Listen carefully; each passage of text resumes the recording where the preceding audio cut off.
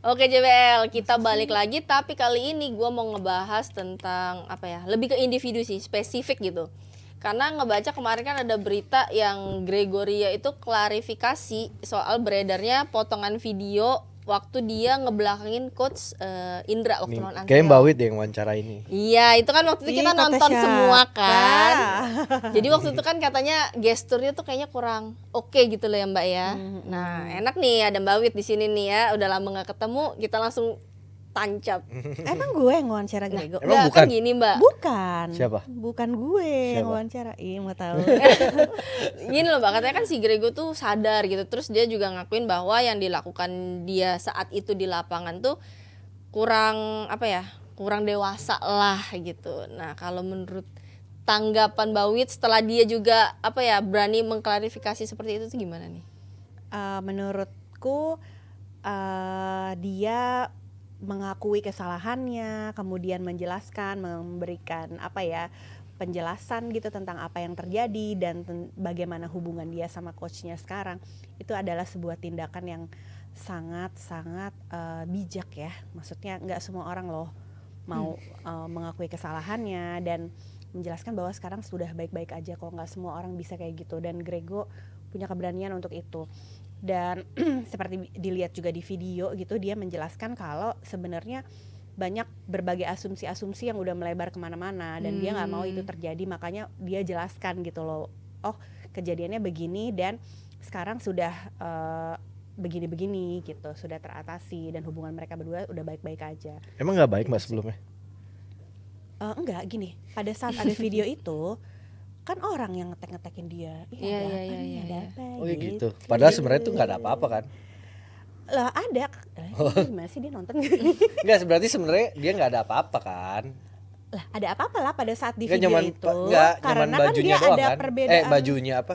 Gestur badan. Ada perbedaan apa Kan nih Mbak? Grego kan ngomong di videonya ada perbedaan instruksi. Jadi instruksi dari Ko Indra apa, terus mungkin dia Ngerasanya itu nggak oke "Ih, gitu. kayaknya nggak cocok nih, gue harus nerapinnya apa gitu. Oke. Itu dari kalau di videonya seperti itu ya, bisa dilihat juga, bisa ditonton juga. Berarti kan kalau dia setelah statement kayak gitu harusnya kan udah clear ya harusnya. Tapi berkaca dari kejadian itu juga, kalau menurut sendiri Le, setelah adanya kejadian itu, gimana nih kira-kira hubungannya sekarang si Grego sama Coach Indranya sendiri, maksudnya untuk komunikasi apakah udah bisa akan lebih baik lagi atau gimana? Yang harus diapresiasi Grego berani ngomong itu nggak maksudnya secara yang dia ngomong nggak dewasa kan waktu itu. Pada saat itu Iya. dia mungkin situasinya dalam tekanan dan lain-lain. Iya Itu iya dia kan bilang karena gitu. juga ya satu ini World Tour Final dia pengen menang juga lawan Iya. Anseong dan lain-lain dan dia gestur tubuhnya nggak dewasa, itu harus diapresiasi, dia mengakui itu. Ya. Dan gua harap juga setelah itu kan sebenarnya Grego pun menjelaskan ya keadaannya sebenarnya nggak ada apa-apa sekarang, ya semoga ya bagus lah secara komunikasi karena atlet dan pelatih itu harus beriringan Dep, dan sebagai atlet lo harus percaya sama pelatihnya. Tapi kalian nih pernah nggak beda pendapat coba sama pelatih? Waktu Misalnya kayak kejadian jadi kayak atlet Grego gitu. Waktu jadi atlet Misalnya kalau kayak Icat waktu itu bilang, Dep lo harus gini Dep. Aduh kayaknya gue nggak gitu deh gitu. Jadi kalau dulu ya sebenarnya ada sempet kayak gitu yang bikin gue tuh bingung di lapangan itu waktu Olimpik sebenarnya. Waktu lawan Zhang dan Zhou Yunlei. Di satu sisi Kak Richard kasih instruksi A. Di sisi lain gue udah nerapin itu tuh, menurut gue kayaknya oke nih gitu. Tapi di sisi lain ternyata Ucok Nggak mau. gak suka dengan plan itu. Oh oke. Dan dia bilang, Ci, plannya B. Jadi Kak Icat bilang, misalnya lu buang ke kirinya, si Ucok lu buang ke kanannya. Wah di situ sebenarnya Mumet. Mbak. Kalau turnamen biasa nggak apa-apa, masalahnya Olimpik. Nah itu ya perbedaan pendapat yang paling susah dituntaskan ya. Karena di sisi lain gue ngikutin polanya Kak Richard misalnya. Tapi partner gue nggak oke nih gesturnya. Menurut dia, lo kok ke situ? Di saat gue buang ke sini, Kak Richard bilang, lo mestinya ke situ. Nah itu yang agak-agak susah. Nah setelah pertandingan waktu itu kan kalah tuh, ya itu dibahas, tapi memang waktu itu gue nggak bilang bahwa yang ini nggak setuju atau gimana. Jadi gue ya udah gue netral aja dulu gitu, diam sendiri karena masih ada pertandingan di depan lagi gitu kan. Jadi tetap fokus lagi. Tapi kalau sampai beda pendapat yang gimana-gimana sama pelatih sih kayaknya selama ini enggak ya, karena gue percaya aja gitu. Ya Karena kan berarti percaya tuh harus ada kuncinya. asas percaya. Karena gue tahu gue sebagai atlet gue dibentuknya sama Karicat. Gue bisa kayak gini karena Karicat yang ngebentuk gitu. Jadi gue harus percaya 100% sama dia gitu. Nah kalau lu sendiri Le? Ya kan menurut gue tuh atlet sama pelatih tuh lo emang harus percaya, karena pelatih yang bisa ngelihat blind spotnya pemain, Mbak. Karena kan pemain ya kadang nggak sadar gitu. Iya, karena Bener dia kan main. Ya lu kan fokus sama Ngeliat game orang, lo ya gitu. kan? Yang di belakang tuh yang bisa ngeliat lu harusnya jangan buang sini deh. Kalau di sini mereka udah jagain atau gitu-gitulah ya. Ya gimana atlet sama pelatihnya, ya lu harus benar-benar percaya karena sangat ketergantungan gitu. Betul. Kalau atletnya nggak percaya sama pelatihnya, percuma mau ngomong instruksi A B C D sampai Z, ya udah mentah aja. Ya udah gue nggak mau. Orang gue maunya misalnya pelatih ngomong A, nggak mau, gue maunya B. Itu mau buat apa? Kan buat apa kayak gitu kan? Iya, Begitupun gue sama Boy sama Reza dari awal pertama percaya nggak? Gitu aja dulu. Kalau lo percaya ya udah yuk jalan bareng-bareng. Walaupun nanti pas di interval 11 gitu, gue suka ngasih tahu begini ya, begini Boy atau Reza, coba dia boleh ngasih masukan juga kok. Maksudnya Gua saling terbuka lah. Open aja gitu, karena sangat ketergantungan dua-duanya gitu. Jadi Berarti sebenarnya biasa ya. Itu Iya. biasa terjadi Biasa ya sebenarnya. tapi itu tadi kan tergantung kita percaya 100% atau enggak. Iya. Berarti kalau di kasus lu sebagai sekarang lu pelatih juga, berarti Boy sama Reza juga memang dari awal komit bahwa saling percaya gitu kan. Dan dari awal emang udah kita ngomongnya ya percaya nggak? Kalau percaya ayo jalan sama-sama, karena kalau nggak percaya mau Ferguson, mau Mourinho, mau Pep Guardiola juga nggak bakal. Berat ya. Enggak, tapi perlu memang ada di garis bawahi sedikit ya. Kalau kita lihat kan kalau untuk pelatih ganda campuran dari dulu kan memang Karicat, tapi asistennya ganti-ganti loh. Asisten itu beberapa kali ganti. Ada dari Kayanti, ada Ko Edwin, ada Ko Andrew yang bawa. Maksudnya ganti, ada Kak Kedeng gitu. Nah kita sebagai atlet kan nggak mungkin Karicat terus yang berangkat. Instruksi pasti dari tiap pelatih kan beda. Tapi menurut gue secara basicnya latihan hari-harinya kan tetap komandonya dari Karicat. Iya.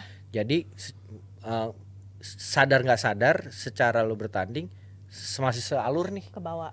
masih satu alur gitu dengan latihan yang hari-hari kalian lakuin gitu. Jadi menurut gue walaupun asistennya berubah-berubah, menurut gue komandonya tetap sama. Nah ya itu karena percaya. Jadi kita sebagai atlet juga siapapun asistennya Karicat waktu itu, siapapun yang bawa kita, apapun yang diinstruksiin kita percaya. Karena pada dasarnya Karicat ngasih dia untuk berangkat bareng sama kita, kata Karicat percaya. Ibaratnya kayak gitu. Nah jadi itu yang kita juga sebagai atlet, kita harus ada respect, kita harus percaya 100% sama pelatih yang bawa kita. Baru bisa dapat hasil yang maksimal sih kalau menurut gue ya. Betul. Tapi kalau kita lihat lagi nih, selain itu kan ada Apri sama Fadia juga nih, yang kata mentornya Kak Gracia Polii. Kayaknya Mbak Wid yang lebih tahu nih pas. Katanya secara mental nih mereka tuh udah kali ini nih udah 100% deh, udah siap banget. Nah, menurut lu menurut Mbak Wid juga bisa nggak nih mereka ngebuktiin kata-kata Kak Grace itu di tour Eropa ini ngasih kejutan lagi, bisa balik lagi jadi sobat weekend? Secara kualitas kan mereka pernah di atas, berarti ya bisa sebenarnya. Tinggal keadaan. Tergantung kondisi. Kondisi keadaan kan. Kemarin kan terhalang dengan cedera. Gantian Apri yang cedera, nanti habis itu Fadia, terus balik lagi Apri. Sebenarnya kalau secara mental Apri pernah juara Olimpiade. Pernah sama Fadia pun pernah spektakuler itu juga secara hasil ya. Berarti kan secara levelnya di atas. Tinggal sekarang kondisinya kayak gimana. Kalau mental, kalau buat Apri ya, kecuali Apri udah nggak ada fire-nya nih abis juara Olimpiade, motivasinya tuh beda gitu. Iya, kecuali udah begitu ya. Kalau secara dia masih punya motivasi, secara skill kan emang lu udah pernah juara Olimpiade. Secara Olimpiade pertandingan paling atas di skala event, ya berarti kan emang lu pemain top dunia. Tinggal lu masih ada fire-nya nggak, motivasinya gimana, dan kondisi badan. Karena kan cederanya kambuh, sembuh bentar, kambuh. Kan ini kan lebih panjang ya persiapannya setelah Indonesia Master. Dia main mereka Indonesia skip, Master 2 bulan, hampir 2 bulan. Malaysia dan India juga ya kan? Untuk pemulihan cederanya. Ya kita lihat nanti di Prancis. Di Prancis dia nggak main di Jerman, dia main di Prancis dengan All England. Kita lihat kalau emang kondisinya 100% harusnya bisa bersaing sama papan-papan atas. Kalau Mbak Wit sendiri pandangannya gimana nih? Ya seperti yang tadi aku bilang ya, kalau mereka kayaknya tergantung kondisi deh, kondisi keduanya gitu ya, secara fisik gitu. Kalau secara mental juga ada juga, karena kan mungkin ya cedera itu mau nggak mau pasti mempengaruhi mental ya, keyakinan. Apalagi mereka waktu baru dipasangin langsung bakbuk juara, terus udah gitu drastis. Itu kan naik turunnya itu kan mempengaruhi banget keyakinan, aduh gue bisa nggak ya, gue bisa nggak ya gitu. Jadi kondisi itu sih, cuma dengan mereka udah absen di Malaysia Open dan di India dan baru ikut di Indonesia Master, harusnya mereka punya banyak waktu ya untuk recover gitu, dan seharusnya sudah bisa lebih banyak bicara lah di 2 turnamen Eropa ini. Dan bukan seharusnya, iya seharusnya wajib. Iya karena dia pernah di top kok. Iya. Secara main juga bagus, kuat semua, dan pernah juara di level itu juga. Jadi emang mereka ya levelnya level top udah dunia. Level atas lah ya. Iya. Dan sekarang kan juga ditambah lagi ya itu tadi yang bantuan dari tim ad hoc dan mentor gitu. Kalau Grace juga kan lumayan cukup intens ya, dan turun langsung setiap seminggu berapa kali gitu kan. Jadi istilahnya persiapannya udah dari berbagai sisi aspek nih, lah. berbagai aspek semua, nih gitu. Jadi sekarang tinggal tergantung dari mereka berduanya gitu. Nah kalau terakhir deh dari lu, apa sih tips supaya mereka tuh bisa on fire lagi lah? Tipsnya tuh apa tuh? Tipsnya ya cicilan lah ya, banyak-banyakan cicilan.